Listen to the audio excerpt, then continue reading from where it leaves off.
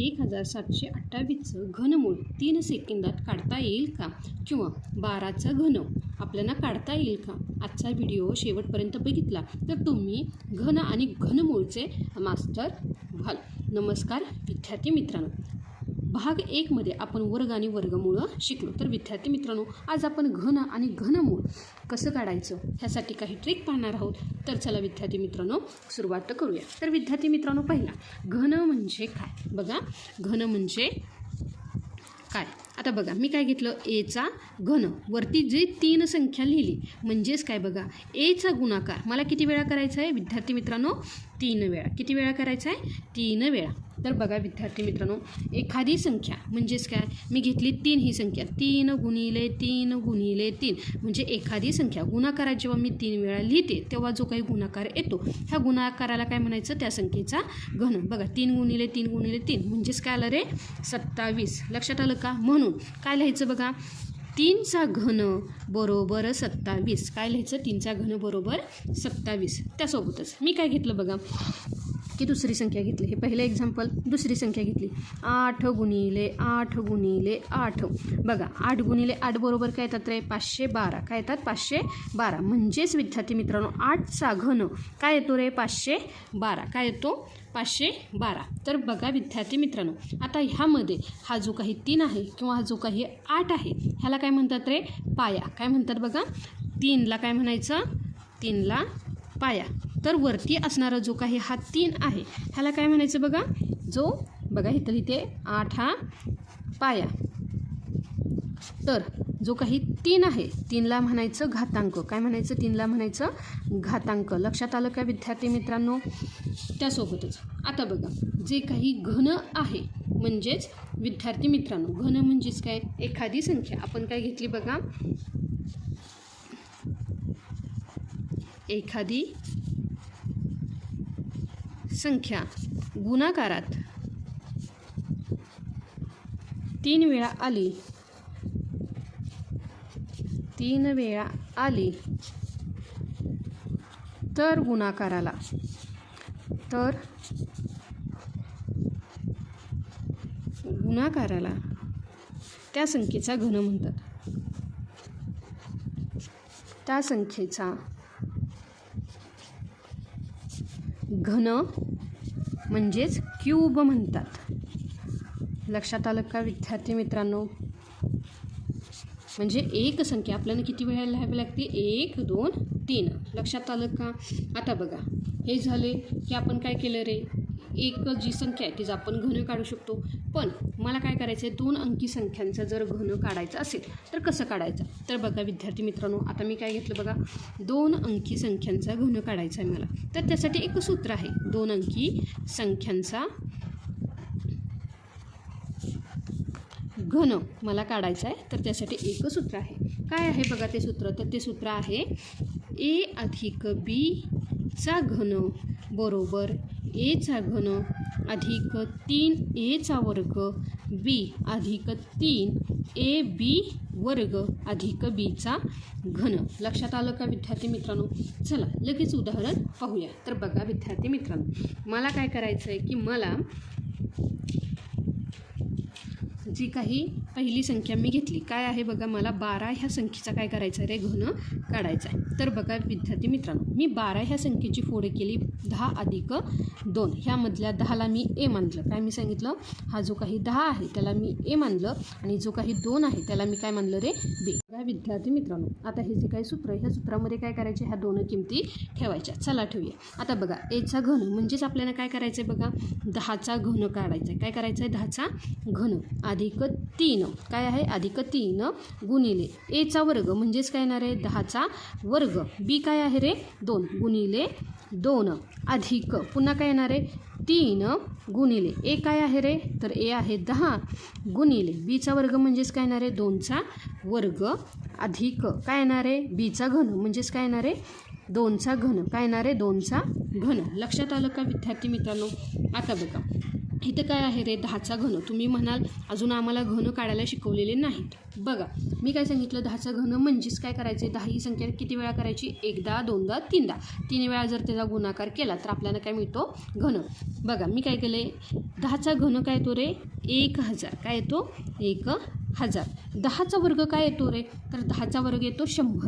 काय येतो बघा 100. 100 गुणिले 2 काय येतात रे 100 गुणिले 2 200. काय येतात 200. आणि 200 गुणिले 3 काय येतात रे 600. काय येतात बघा विद्यार्थी मित्रांनो 600. कारण बेत्रिक 6.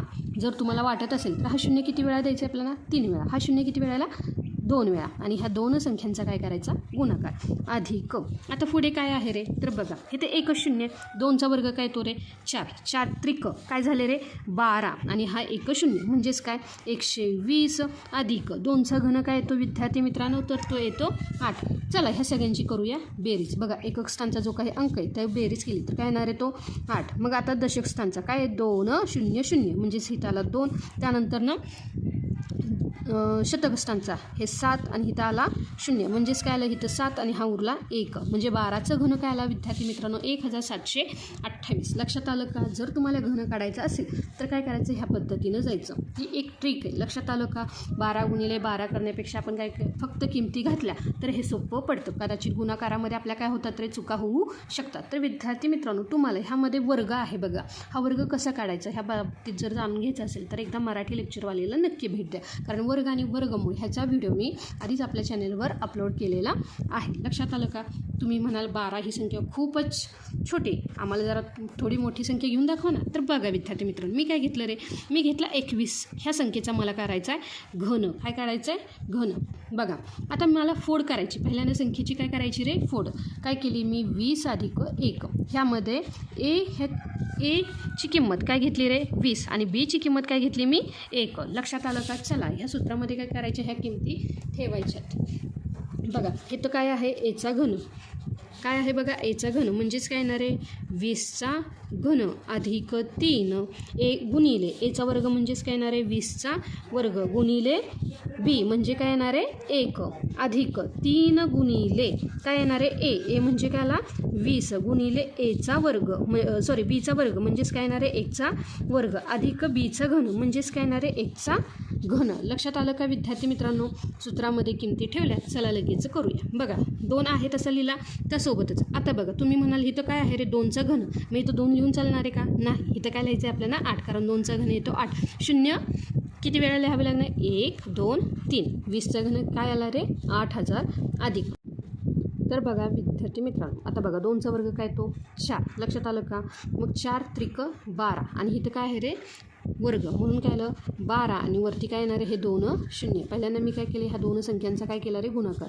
2चा वर्ग काय तो 4. 4 त्रिक 12 कारण इथं गुणिले 1 आहे म्हणजे काय 1200 गुणिले 1 1200. लक्षात आलं का अधिक. आता बघा इथे काय आहे 1चा वर्ग म्हणजे आपल्याला काय करायचं आहे 20 त्रिक 60 अधिक 1. लक्षात आलं का विद्यार्थी मित्रांनो. जर मी ह्या सगळ्यांची बेरीज केली तर काय येणार आहे बघा एकक स्थानी काय आहे इथं 1 आहे इथं 0 इथं 0 इथं 0 म्हणजे इथं आला 1. काय येणार आहे सॉरी इथं काय आहे 6. काय येणार इथं 6. हा दशक स्थानी 6 6. लक्षात आलं का. त्यानंतर शतक स्थानी फक्त काय आहे रे 2 आणि जे काही हजाराचं स्थान आहे 8 अधिक 1 काय येतं 9 म्हणजेच 21 ह्या संख्येचं घन काय येणार आहे 9261. लक्षात आलं का विद्यार्थी मित्रांनो. जसं तुम्ही 12चा घन काढायला शिकला 21चं घन काढायला शिकला तसंच तुम्हाला एक उदाहरण देते की 13 ह्या संख्येचं घन. काय तिसरे जे उदाहरण आहे काय करायचं आहे 13 ह्या संख्येचा घन काढायचा आहे आणि हा संख्येचं जो काही घन येईल त्याचं उत्तर मला कमेंटमध्ये नक्की द्यायचं आहे. लक्षात आलं का. तर बघा विद्यार्थी मित्रांनो आता जे काही पुढील आहे ते आहे घनमूळ. आता विद्यार्थी मित्रांनो घनमूळ म्हणजे काय. आता बघा पुढील जी काही कन्सेप्ट आहे ती काय आहे बघा घनमूळ. काय आहे बघा घनमूळ. तर विद्यार्थी मित्रांनो घनमूळ म्हणजेच काय.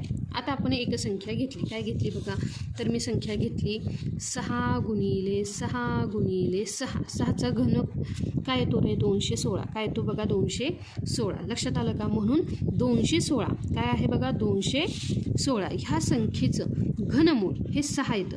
लक्षात आलं का. आणि घनमुळासाठी जे चिन्ह आहे ते काय आहे रे जसं आपण स्क्वेअर रूटला करतो म्हणजे वर्गमुळाला करतो पण आपल्याला इथं काय लिहायचं आहे 3. लक्षात आलं का? म्हणजेच 216 ह्या अंकाचं घनमूळ काय आलं रे? 6. लक्षात आलं का? त्यासोबतच आता मी काय घेतलं की 5 घेतलं. काय घेतलं बघा? 5 गुणिले 5 गुणिले 5. तर 5चं घनमूळ काय आलं रे? 125. काय आहे? 125. तर विद्यार्थी मित्रांनो, जर मला 125चं घनमूळ काढायचं असेल तर ते काय येणार आहे? 5. लक्षात आलं का विद्यार्थी मित्रांनो? म्हणजेच 6चा घन 216. तर 216चं घनमूळ काय येतं रे? 6. हे उलट आहे. लक्षात आलं का? 5चं घन किती आहे रे? 125. तर 125चं घनमूळ काय आहे रे? 5. लक्षात आलं का? त्यासोबतच मी काय घेतलं रे? पुढील संख्या घेते. काय आहे? 9 गुणिले 9 गुणिले 9. काय येणार आहे? तर ते येणार आहे 729. काय येणार आहे? 729. म्हणजे 9चा जो काही घन आहे तो काय आहे रे? 729. आणि बघा, जे काही 729चं जे काही घनमूळ आहे ते काय येणार आहे रे? 9. काय येणार आहे विद्यार्थी मित्रांनो? 9. लक्षात आलं का? आता बघा, हे काय झालं रे की आपण एक अंकी संख्येचं आपण काय केलं रे? घनमूळ काढलं. पण मला काय करायचं आहे आता? घनमूळ काढण्यासाठी एक ट्रिक आहे. तर त्या ट्रिक आपण पाहूया. काय आहे बघा ती ट्रिक? तर बघा विद्यार्थी मित्रांनो, मी इथं काय करते बघा, इथं घेतली संख्या. इथं काय घेते बघा? संख्या. आणि इथं काय घेते? घन. काय घेते? घन. विद्यार्थी मित्रांनो, जर तुम्हाला वर्गमूळ किंवा घनमूळ काढायचं असेल तर तुम्हाला 1 ते 10पर्यंतचे घन किंवा वर्ग हे पाठच हवेत. बघा, 1 ह्या संख्येचं घनमूळ काय येतं? घन काय येतो रे? 1. 2 ह्या संख्येचा घन काय येतो? 8. 3 ह्या संख्येचा येतो 27. काय येतो? 27. 4 ह्या संख्येचा घन येतो 64. 5 ह्या संख्येचा घन येतो 125. 6 या संख्येचा घन काय येतो बघा? 216. काय येतो? 216. 7 ह्या संख्येचा घन येतो 343. 8 ह्या संख्येचा घन येतो 512. 9 ह्या संख्येचा घन येतो 729. आणि 10 ह्या संख्येचा घन येतो 1000. काय येतो बघा? 1000. आता तुम्ही म्हणाल हे पाठच करावं लागतं का? तर हो, हे पाठ करावं लागतं. कारण बघा, जेव्हा तुम्हाला घनमूळ काढायचं असतं, 3 अंकी 4 अंकी संख्येचं घनमूळ असतं, तेव्हा ही ट्रिक तुम्हाला सोपी जाईल. आता बघा, काय आहे रे? तर हे संख्या आहे आणि हे ते घन आहे. आता बघा, तुम्ही म्हणाल ह्या ट्रिक काय आहे? तर बघा विद्यार्थी मित्रांनो, एखादी संख्या तुम्हाला दिली. आता बघा, तुम्हाला संख्या काय दिली आहे मी? तर बघा, घनमूळ काढायचं आहे मला. कशाचं? 1728. काय घेतली मी संख्या? 1728. ह्या संख्येचं मला घनमूळ काढायचं आहे. आता बघा, शेवट काय आहे रे? 8. शेवट काय आहे? 8. तर बघा विद्यार्थी मित्रांनो, हे ते काय आहे रे? 2चा घन हा काय आहे रे? 8. काय आहे रे? 8. तर विद्यार्थी मित्रांनो, आता इकडे बघा, कोणत्याही संख्येचा शेवट बघा, कोणत्याही संख्येचा शेवट ह्यावरून आपण तो घन कोणत्या संख्येचा असू शकतो हे काढू शकतो. आता बघा, हे नेहमी लक्षात ठेवा. एक म्हणजे शेवटी जर एक संख्या असेल, शेवटचा अंक हा 1 असेल तर तो 1 ह्या संख्येचा घन असू शकतो. काय? 1 ह्या संख्येचा घन. जर 8 ही संख्या असेल तर 2. त्यानंतर जर शेवटी 7 हा अंक असेल, काय मी सांगितलं? शेवटी 7 हा अंक असेल तर त्या संख्येचा म्हणजे ती संख्या 3 असू शकते. लक्षात आलं का? 4 असेल तर तो काय असू शकतो रे? 4चा घन. 5 असेल तर तो 5चा घन. 6 असेल तर तो काय असू शकतो रे? 6चा घन. त्यानंतर 3 असेल म्हणजेच काय की तिथं असेल 7. लक्षात आलं का? म्हणजे संख्यांचं शेवटीवरून आपण काय करू शकतो रे? किती संख्या असू शकते हे काढू शकतो. लक्षात आलं का विद्यार्थी मित्रांनो? आता बघा, हे तुम्हाला कळालं. बघा, हे तर मी देते तुम्हाला शेवट. बघा, संख्येचा शेवट जर 8 असेल तर ती संख्या 2 असू शकते. काय असू शकते? 2. त्यानंतर जर ती 7 असेल तर ती संख्या 3. 4 असेल तर ती संख्या काय असू शकते? 4. 5 असेल तर ती 5. 6 असेल तर ती काय असू शकते? 6. पण जेव्हा बघा विद्यार्थी मित्रांनो, ती संख्या किती असेल रे? 3. तर ती जो काही शेवटची संख्या 3 असेल तर तो जी काही संख्या आहे ती किती असू शकते? 7. इथे 2 असेल तर इथं काय असणार आहे? 8. इथे 9 आणि इकडे सुद्धा 9. आता हे का तुम्ही आम्हाला लिहून दिलं? तर बघा विद्यार्थी मित्रांनो, आपल्याकडे काय आहे रे की मला ह्या संख्येचं घनमूळ काढायचं. खूप आता अवघड आहे. मला तर घनच पाठ नाही तर घनमूळ कसं निघणार? आणि ही खूप मोठी संख्या झाली. तर बघा, संख्येच्या शेवटी काय आहे रे? 2. काय आहे? संख्येच्या शेवटी काय आहे? 8. म्हणजेच तो काय येणार आहे? घन काय येणार आहे 2. काय येणार आहे बघा तो 2. आता बघा पहिली संख्या काय आहे रे 1. काय आहे 1. 1चं घन काय आहे रे 1. 2चा घन काय आहे 8. तर विद्यार्थी मित्रांनो 1 हा कुठे बसतो रे तर ह्या संख्येमध्ये बसतो. म्हणूनच ही संख्या काय येणार आहे बघा 12. का 12 कारण 8 हा कुठं आला आहे 2 आणि पहिली संख्या घेतली तर काय येतो तो 1. लक्षात आलं का. जर तुम्हाला एक खोटं वाटत असेल तर लगेच तुम्हाला दाखवतो. बघा आपण आत्ताच काय केलं जी काही 12 ही संख्या घेतली 12चा पण घन काढला काय आला 1728. काय आला बघा 1728 आणि 1728 हे जर मी घनमूळ काढलं तर ते कोणाचे तर आहे 12चे. लक्षात आलं का विद्यार्थी मित्रांनो 1728चं घनमूळ काय येणार आहे 12. लक्षात आलं का.